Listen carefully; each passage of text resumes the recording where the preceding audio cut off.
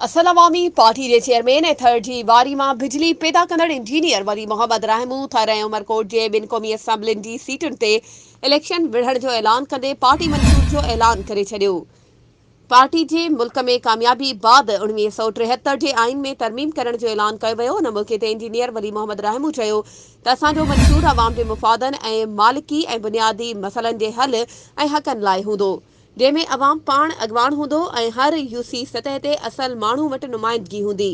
असां हर यूसी सतह ते यूसी जज ज़िले में चीफ जस्टिस भी रखंदासीं जीअं अवाम खे हक़ मिली सघनि ऐं ज़िले तोड़े हाई कोर्ट ऐं सुप्रीम कोर्ट जा चीफ जस्टिस हर 3 महीने ते सोमोटो नोटिस वठण जा पाबंद हूंदा ऐं उहे केस ॿिया जज हलाईंदा। असांजा उम्मीदवार पहिरें मरहले में मीरपुर ख़ास डिवीज़न जे हर तक ते चूंड विढ़ंदा ऐं सीट एडजस्टमेंट भी करे सघूं था। ऐं आऊं छाछरो नंगर पारकर ऐं उमरकोट जे क़ौमी तक ते क़ौमी असम्बली जी चूंड विढ़ंदसि। सूबाई पब्लिक सर्विस कमीशन के ख़त्म करे डिस्ट्रिक्ट पब्लिक सर्विस कमीशन जोड़ींदासीं जीअं मेरिट जे बुनियाद ते अवाम खे रोज़गार मिली सघे। पीपल्स पार्टी खे अवामी पार्टी समझी उन सां गॾु हुअसि, पर हुन न निभायो, जंहिं करे ॿी कंहिं पार्टी में वञण बजाए पंहिंजी असल ऐं अवामी पार्टी ठाही आहे।